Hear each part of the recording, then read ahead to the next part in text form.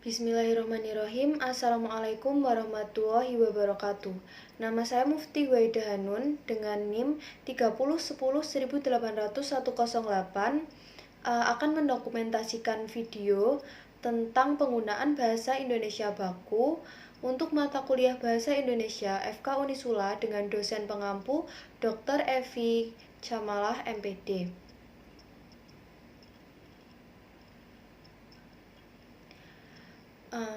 Yang pertama, pengertian bahasa Indonesia yang baku. Menurut Keraf, dalam Semara Pradipa memberikan dua pengertian bahasa. Pengertian pertama menyatakan bahwa sebagai bahasa adalah alat komunikasi antara anggota masyarakat berupa simbol, bunyi yang dihasilkan oleh ucap manusia.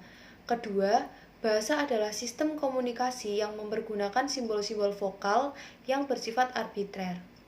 Bahasa baku ialah suatu jenis bahasa yang menggambarkan keseragaman dalam bentuk dan fungsi bahasa.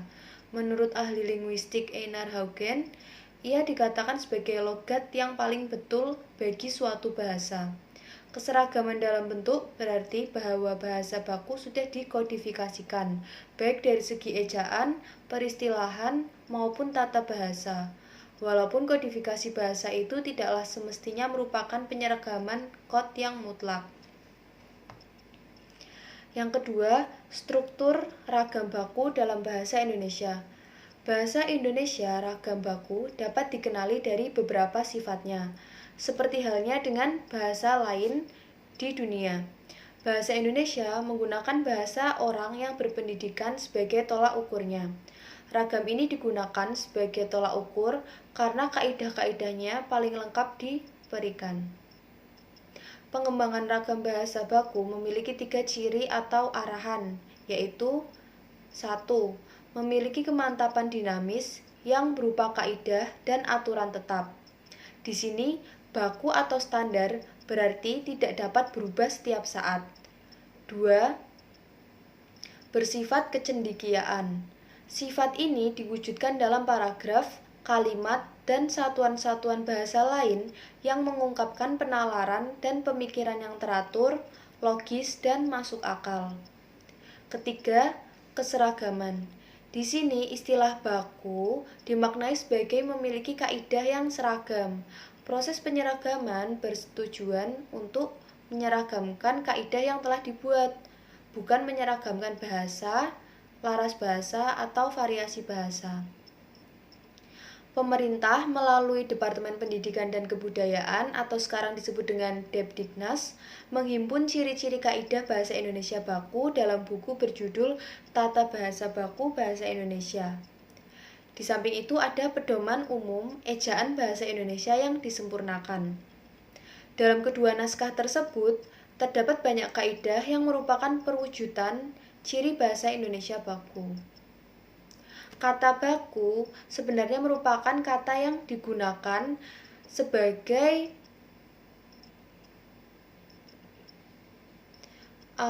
kaidah bahasa Indonesia yang telah ditentukan. Konteks penggunaannya adalah dalam kalimat resmi, baik lisan maupun tertulis, dengan penggunaan gagasan secara tepat. Suatu kata bisa diklasifikasikan tidak baku bila kata yang digunakan tidak sesuai dengan kaidah bahasa Indonesia yang ditentukan. Biasanya, hal ini muncul dalam bahasa percakapan sehari-hari, bahasa tutur maupun bahasa pergaulan. Yang ketiga, pengaruh penggunaan kalimat baku dalam pembelajaran berbahasa. Dengan menggunakan kalimat baku, dengan intensitas yang cukup sering, penggunaan akan mulai terbiasa, yang akan menghantarkan kepada berbahasa Indonesia yang baik, sesuai dengan pola dan aturan yang seharusnya.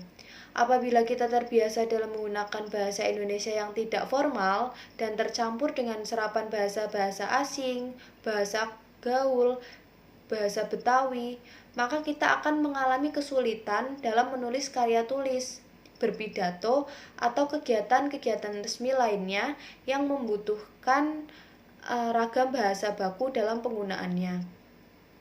Dengan melatih berbahasa baku, penggunaan bahasa akan terbiasa menemukan kosakata, sehingga tidak monoton dalam penggunaan katanya. Pengaruh positif dari penggunaan kalimat baku dalam berbahasa diantaranya adalah poin pertama, memperkaya pilihan kosakata agar tidak terjadi penggunaan suatu kata yang berulang-ulang. Yang kedua, memperlancar penulisan karya tulis atau memperlancar pembicaraan di suatu acara resmi. Yang ketiga, melestarikan ragam baku bahasa Indonesia agar tetap sesuai dengan aturan dan pola bahasa sesuai tata bahasa baku Indonesia, di samping pedoman umum ejaan bahasa Indonesia yang disempurnakan. Terima kasih. Cukup dari saya, mohon maaf apabila ada kesalahan. Wassalamualaikum warahmatullahi wabarakatuh.